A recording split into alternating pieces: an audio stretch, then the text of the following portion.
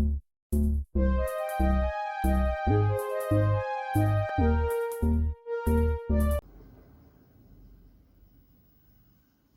बच्चों, हम लोग इतिहास का प्रश्न पत्र सॉल्व कर लेते हैं। पिछले वीडियो में मैंने दे दिया है नंबर 1, अभी नंबर 2 कर लेते हैं जो टोटल 20 मार्क्स के हैं। चलिए स्टार्ट करते हैं। पहला प्रश्न है, बर्नी के फतवाए जहांदारी में राजनीति के संबंध में क्या धारणा थी? आंसर है, फतवाए जहांदारी बर्नी द्वारा लिखित एक पुस्तक है जो मध्यकालीन भारत में दिल्ली सल्तनत के दौरान राजनीति और शासन के सिद्धांतों पर केंद्रित है। इस पुस्तक में बर्नी ने राजनीति के संबंध में कई महत्वपूर्ण धारणाएं प्रस्तुत की है। पहला है सुल्तान की सर्वोच्चता। बर्नी ने सुल्तान की सर्वोच्चता पर बल दिया। उन्होंने कहा कि सुल्तान राज्य का सर्वोच्च अधिकारी होता है और उसके आदेशों का पालन करना सभी नागरिकों का कर्तव्य है। दूसरा है न्याय और निष्पक्षता। बर्नी ने न्याय और निष्पक्षता के महत्व पर बल दिया। उन्होंने कहा कि सुल्तान को न्याय और निष्पक्षता के सिद्धांतों के अनुसार शासन करना चाहिए और अपने नागरिकों के साथ न्याय और समानता के साथ व्यवहार करना चाहिए। तीसरा नंबर है शासन के लिए धार्मिक आधार। बर्नी ने शासन के लिए धार्मिक आधार पर बल दिया। उन्होंने कहा कि शासन के लिए धार्मिक आधार आवश्यक है और सुल्तान को अपने शासन को धार्मिक सिद्धांतों के अनुसार चलाना चाहिए। चौथा है सुल्तान की जिम्मेदारियां। बर्नी ने सुल्तान की जिम्मेदारियों पर बल दिया। उन्होंने कहा कि सुल्तान को अपने नागरिकों की सुरक्षा, कल्याण और शिक्षा के क्षेत्र में जिम्मेदार होना चाहिए। पांचवा है शासन के लिए प्रशासनिक संरचना। बर्नी ने शासन के लिए प्रशासनिक संरचना पर बल दिया। उन्होंने कहा कि शासन के लिए एक प्रभावी प्रशासनिक संरचना आवश्यक है जो सुल्तान को अपने शासन को प्रभावी ढंग से चलाने में मदद करे। इन धारणाओं के माध्यम से बर्नी ने मध्यकालीन भारत में राजनीति और शासन के सिद्धांतों को प्रस्तुत किया और सुल्तान की जिम्मेदारियों को शासन के लिए आवश्यक सिद्धांतों पर बल दिया। अगला है नए राजतंत्र में थॉमस क्रॉमवेल की क्या भूमिका थी? आंसर है, थॉमस क्रॉमवेल, जिसे ओलिवर क्रॉमवेल के रूप से भी जाना जाता है, ने नए राजतंत्र में एक महत्वपूर्ण भूमिका निभाई। वह एक अंग्रेजी सैन्य और राजनीतिक नेता थे जिन्होंने इंग्लैंड, स्कॉटलैंड और आयरलैंड में एक साम्राज्य की स्थापना की। उन्होंने 1649 से 1658 तक इंग्लैंड, स्कॉटलैंड और आयरलैंड के लॉर्ड प्रोटेक्टर के रूप में कार्य किया। क्रॉमवेल ने राजा चार्ल्स प्रथम के खिलाफ प्यूरिटन क्रांति में एक प्रमुख भूमिका निभाई और उनकी हत्या में शामिल थे। इसके बाद उन्होंने इंग्लैंड में एक गणराज्य की स्थापना की और खुद को लॉर्ड प्रोटेक्टर बनाया।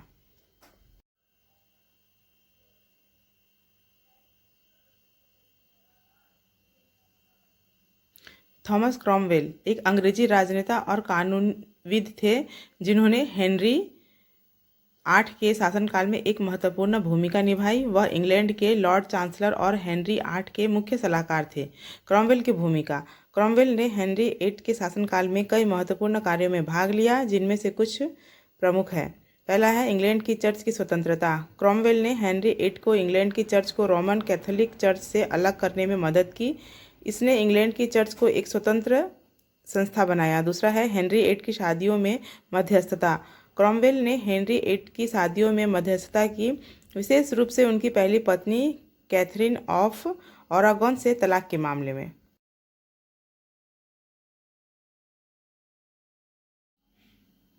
तीसरा है इंग्लैंड के कानूनी सुधार। क्रॉमवेल ने इंग्लैंड के कानूनी सुधार में महत्वपूर्ण भूमिका निभाई। उन्होंने कई कानूनी सुधारों को लागू किया जिनमें से एक था एक्ट ऑफ सुप्रीमेसी, जिसमें इंग्लैंड के राजा को चर्च के मामलों में सर्वोच्च अधिकारी बनाया। चौथा है हेनरी 8 का सलाहकार। क्रॉमवेल हेनरी 8 का मुख्य सलाहकार था। उन्होंने राजा को कई महत्वपूर्ण मामलों में सलाह दी जिनमें से एक था इंग्लैंड की चर्च की स्वतंत्रता का मामला।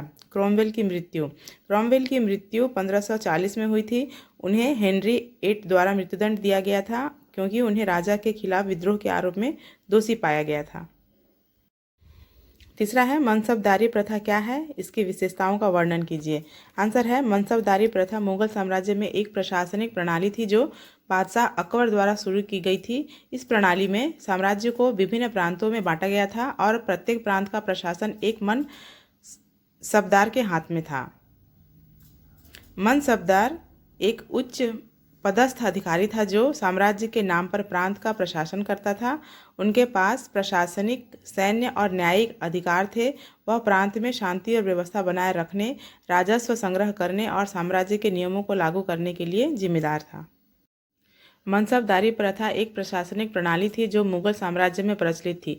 यह प्रणाली मुगल बादशाह अकबर द्वारा शुरू की गई थी और इसका उद्देश्य साम्राज्य के प्रशासन को अधिक कुशल और प्रभावी बनाना था। मनसबदारी प्रथा की विशेषताएं। मनसबदारी प्रथा की कुछ विशेषताएं निम्नलिखित हैं। पहला है मनसबदारों की नियुक्ति। मनसबदारी प्रथा में मनसबदारों की नियुक्ति की जाती थी। ये मनसबदार साम्राज्य के विभिन्न प्रांतों में प्रशासनिक कार्यों को देखते थे। दूसरा है प्रशासनिक अधिकार। मनसबदारों को प्रशासनिक अधिकार प्रदान किए जाते थे। वे अपने प्रांत में प्रशासनिक कार्यों को देखते थे और साम्राज्य के नियमों को लागू करते थे। तीसरा है सैन्य अधिकार। मनसबदारों को सैन्य अधिकार भी प्रदान किए जाते थे। वे अपने प्रांत में सैन्य बलों की कमान संभालते थे और साम्राज्य की सुरक्षा के लिए जिम्मेदार थे। चौथा है राजस्व संग्रह की जिम्मेदारी भी दी जाती थी। वे अपने प्रांत में राजस्व संग्रह करते थे और इसे साम्राज्य के खजाने में जमा करते थे। पांचवा है न्यायिक अधिकार। मनसबदारों को न्यायिक अधिकार भी प्रदान किए जाते थे। वे अपने प्रांत में न्यायिक कार्यों को देखते थे और साम्राज्य के नियमों को लागू करते थे। मनसबदारी प्रथा के लाभ। पहला है प्रशासनिक कुशलता। मनसबदारी प्रथा ने साम्राज्य के प्रशासन को अधिक कुशल और प्रभावी बनाया। दूसरा है सैन्य सुरक्षा। मनसबदारी प्रथा में साम्राज्य की सैन्य सुरक्षा को मजबूत बनाया। तीसरा है राजस्व संग्रह। मनसबदारी प्रथा ने साम्राज्य के राजस्व संग्रह को बढ़ाया। चौथा है न्यायिक प्रशासन। मनसबदारी प्रथा ने साम्राज्य में न्यायिक प्रशासन को मजबूत बनाया।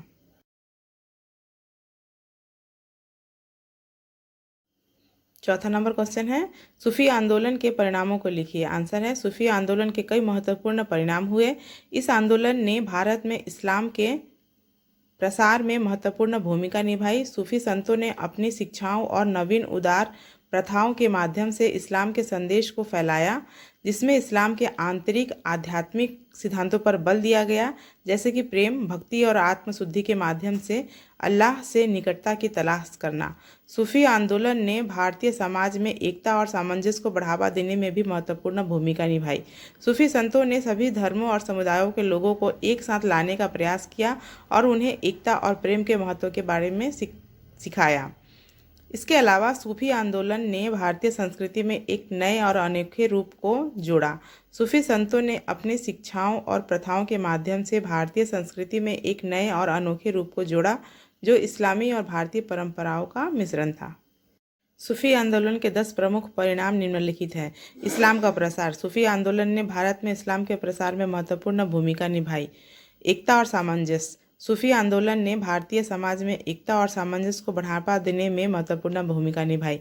सांस्कृतिक योगदान। सूफी आंदोलन ने भारतीय संस्कृति में एक नए अनोखे रूप को जोड़ा। आध्यात्मिक जागृति। सूफी आंदोलन ने लोगों के आध्यात्मिक जागृति को बढ़ावा देने में महत्वपूर्ण भूमिका निभाई। शांति और सहिष्णुता का प्रसार। सूफी आंदोलन ने शांति और सहिष्णुता मूल्यों को बढ़ावा देने में महत्वपूर्ण भूमिका निभाई। इस्लामी रहस्यवाद का विकास। सूफी आंदोलन ने इस्लाम रहस्यवाद के विकास में महत्वपूर्ण भूमिका निभाई। सूफी साहित्य और संगीत का विकास। सूफी आंदोलन सूफी साहित्य और संगीत के विकास में महत्वपूर्ण भूमिका निभाई। सामाजिक न्याय और समानता का प्रसार। सूफी आंदोलन ने सामाजिक न्याय और समानता के मूल्यों को बढ़ावा देने में महत्वपूर्ण भूमिका निभाई। भारतीय उपमहाद्वीप में इस्लामी संस्कृति का प्रसार। सूफी आंदोलन ने भारतीय उपमहाद्वीप में इस्लामी संस्कृति के प्रचार में महत्वपूर्ण भूमिका निभाई। विभिन्न धर्मों के बीच संवाद और समझ को बढ़ावा देना। सूफी आंदोलन ने विभिन्न धर्मों के बीच संवाद और समझ को बढ़ावा देने में भी महत्वपूर्ण भूमिका निभाई। अगला है क्रूसेड क्या है, इसके परिणामों का वर्णन कीजिए। आंसर है क्रूसेड एक धार्मिक और सैन्य अभियान था जो मध्यकालीन यूरोप में आयोजित किया गया था। इसका उद्देश्य पवित्र भूमि यरूशलेम और उसके आसपास के क्षेत्र को मुसलमानों से मुक्त करना और ईसाई धर्म के प्रसार को बढ़ावा देना था। क्रूसेड के परिणाम। क्रूसेड के कई महत्वपूर्ण परिणाम हुए, जिनमें से कुछ महत्वपूर्ण है। पहला है पवित्र भूमि की मुक्ति। क्रूसेड के दौरान ईसाई सेनाओं ने पवित्र भूमि को मुसलमानों से मुक्त किया और यरूशलेम पर कब्जा किया। दूसरा है ईसाई धर्म का प्रसार। क्रूसेड ने ईसाई धर्म के प्रसार को बढ़ावा दिया। ईसाई मिशनरियों ने पवित्र भूमि में ईसाई धर्म के प्रसार के लिए काम किया। तीसरा है मुसलमानों और ईसाइयों के बीच संघर्ष। क्रूसेड ने मुसलमानों और ईसाइयों के बीच संघर्ष को बढ़ावा दिया। यह संघर्ष सदियों तक जारी रहा और इसके परिणाम स्वरूप कई युद्ध हुए। चौथा है यूरोपीय संस्कृति का विकास। क्रूसेड ने यूरोपीय संस्कृति के विकास में महत्वपूर्ण भूमिका निभाई। यह अभियान यूरोपीय देशों के बीच सहयोग और एकता को बढ़ावा देने में मददगार साबित हुआ। पांचवा है व्यापार और आर्थिक विकास। क्रूसेड ने व्यापार और आर्थिक विकास को बढ़ावा दिया। यह अभियान यूरोपीय देशों और मध्य पूर्व के बीच व्यापार को बढ़ावा देने में मददगार साबित हुआ। छठवां है सैन्य तकनीक में सुधार। क्रूसेड ने सैन्य तकनीक में सुधार को बढ़ावा दिया। यह अभियान यूरोपीय देशों को नई सैन्य तकनीकों को विकसित करने के लिए और अपनाने के लिए प्रेरित किया। सातवां है राजनीतिक परिवर्तन। क्रूसेड ने राजनीतिक परिवर्तन को बढ़ावा दिया। यह अभियान यूरोपीय देशों में राजनीतिक परिवर्तन को बढ़ावा देने में मददगार साबित हुआ। क्रूसेड के परिणामों ने मध्यकालीन यूरोप और मध्य पूर्व के इतिहास को आकार देने में महत्वपूर्ण भूमिका निभाई। अगला है मुद्रण क्रांति क्या है। यूरोप के मुद्रण क्रांति में अरबों की भूमिका क्या थी। आंसर है मुद्रण क्रांति एक ऐसी क्रांति थी जिसमें 15वीं शताब्दी में यूरोप में मुद्रण प्रौद्योगिकी के विकास और प्रसार को चिन्हित किया गया। इस क्रांति ने ज्ञान, संचार और शिक्षा के क्षेत्र में क्रांतिकारी परिवर्तन लाए। मुद्रण क्रांति के कई कारण थे जिनमें से कुछ प्रमुख है। पहला है जोहान्स गुटेनबर्ग की खोज। मुद्रण क्रांति की शुरुआत जोहान्स गुटेनबर्ग की खोज से हुई, जिन्होंने 1450 के आसपास मूवेबल टाइप मुद्रण प्रौद्योगिकी का आविष्कार किया। दूसरा है मुद्रण प्रौद्योगिकी का विकास। गुटेनबर्ग की खोज के बाद मुद्रण प्रौद्योगिकी में तेजी से विकास हुआ। नई मुद्रण प्रौद्योगिकी का विकास हुआ, जैसे कि प्रिंटिंग प्रेस। तीसरा है मुद्रण का प्रसार। मुद्रण प्रौद्योगिकी के विकास के साथ मुद्रण का प्रसार तेजी से हुआ। मुद्रण प्रौद्योगिकी का उपयोग पुस्तकों, पत्रिकाओं, अखबारों और अन्य प्रकाशनों के लिए किया जाने लगा। अरबों की भूमिका। अरबों ने मुद्रण क्रांति में महत्वपूर्ण भूमिका निभाई। अरबों ने मुद्रण प्रौद्योगिकी के विकास में महत्वपूर्ण योगदान दिया। अरबों ने मुद्रण प्रौद्योगिकी को विकसित करने के लिए अपने ज्ञान और कौशल का उपयोग किया। अरबों ने मुद्रण प्रौद्योगिकी को यूरोप में प्रसारित करने में भी महत्वपूर्ण भूमिका निभाई। अरबों के योगदान। अरबों के मुद्रण क्रांति में योगदान निम्नलिखित है। पहला है मुद्रण प्रौद्योगिकी का विकास। अरबों ने मुद्रण प्रौद्योगिकी के विकास में महत्वपूर्ण योगदान दिया। अरबों ने मुद्रण प्रौद्योगिकी को विकसित करने के लिए अपने ज्ञान और कौशल का उपयोग किया। दूसरा है मुद्रण प्रौद्योगिकी का प्रसार। अरबों ने मुद्रण प्रौद्योगिकी को यूरोप में प्रसारित करने में महत्वपूर्ण भूमिका निभाई। अरबों ने मुद्रण प्रौद्योगिकी को यूरोप में प्रसारित करने के लिए अपने व्यापारिक और सांस्कृतिक संबंधों का उपयोग किया। तीसरा है पुस्तकों का अनुवाद। अरबों ने पुस्तकों का अनुवाद करने में महत्वपूर्ण भूमिका निभाई। अरबों ने ग्रीक और लैटिन पुस्तकों का अरबी में अनुवाद किया, जिससे यूरोप में ज्ञान का प्रसार हुआ। तो बच्चों, यहाँ पर मॉडल क्वेश्चन पेपर 2 का विभाग ख 2 नंबर, जिसमें 6 क्वेश्चन है, उसे सॉल्व कर दिया मैंने। अब विभाग ग से 3 नंबर का 3 क्वेश्चन है, जिसे मैं अगले वीडियो में देने की कोशिश करूँगी। जैसे कि मैंने पहले वीडियो में विभाग क का दे दिया है, अभी का वीडियो मेरा विभाग ख का रहा और अगले वीडियो में मैं विभाग ग भी दे दूँगी। तो इस तरह से यह मॉडल क्वेश्चन पेपर 1 सॉल्व हो जाएगा। फिर हम मॉडल क्वेश्चन पेपर 2 भी सॉल्व कर लेंगे। अगर आप लोगों को दूसरे सब्जेक्ट में भी चाहिए तो कमेंट के जरिए मुझे बता सकते हो, मैं देने की कोशिश करूँगी। चलिए मिलते हैं अगले वीडियो में। Thank you.